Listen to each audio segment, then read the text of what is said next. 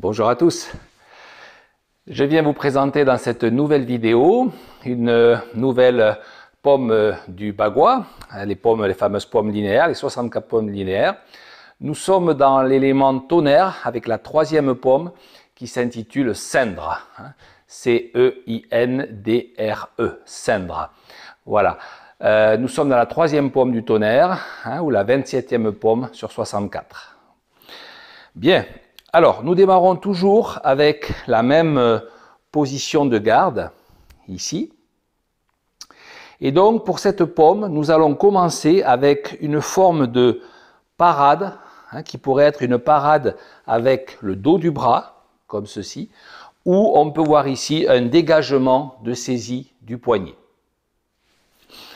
Donc, quand vous êtes dans cette position, l'idée première, c'est vraiment d'absorber et de parer, ou d'absorber et de dégager.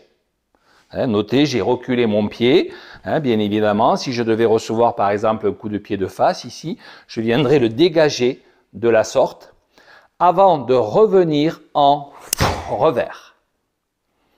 Coup de poing de revers.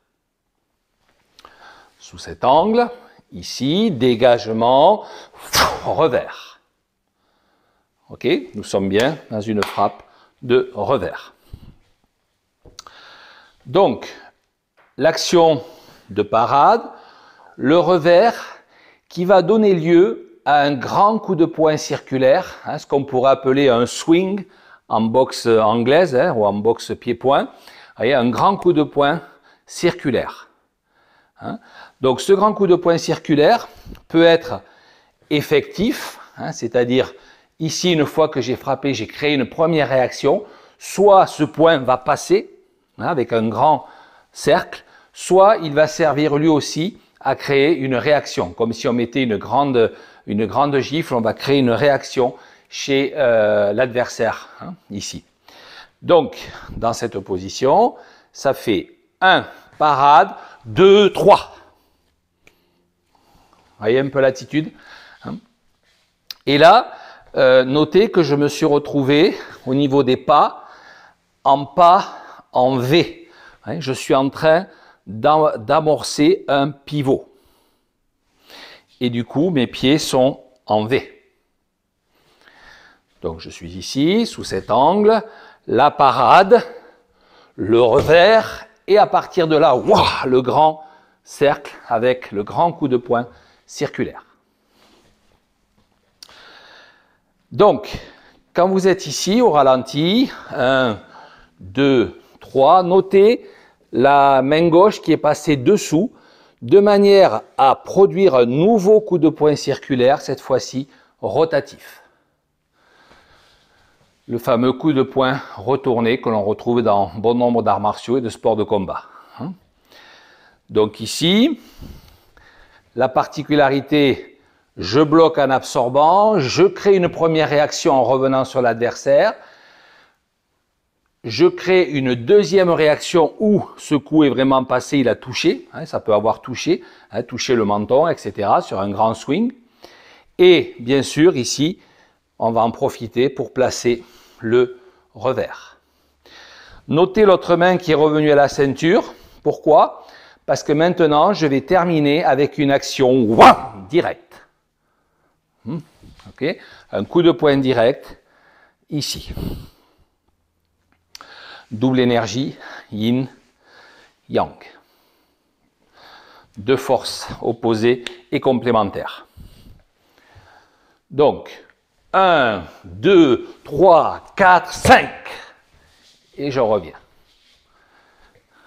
Ici, 1, 2, 3, le grand swing, la main qui s'est armée dessous, le revers qui sort à ce moment-là, et dans la foulée, vlam, le direct.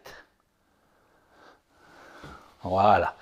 Donc on sent bien toujours l'idée de prendre l'adversaire de vitesse. Voilà. L'important, bien sûr, c'est de ne pas prendre le premier coup et de bien rentrer celui-ci. Une fois que vous êtes venu là, il faut déjà bondir. Bondir, allonger, frapper, et on ressort. Toujours avec cette dynamique de la tornade, du vent. Donc, entraînez-vous au passage le plus difficile, le passage le plus crucial. 1, ici, là. Regardez si vous êtes solide. Voyez, à ce moment-là, est-ce que vous êtes fort ici?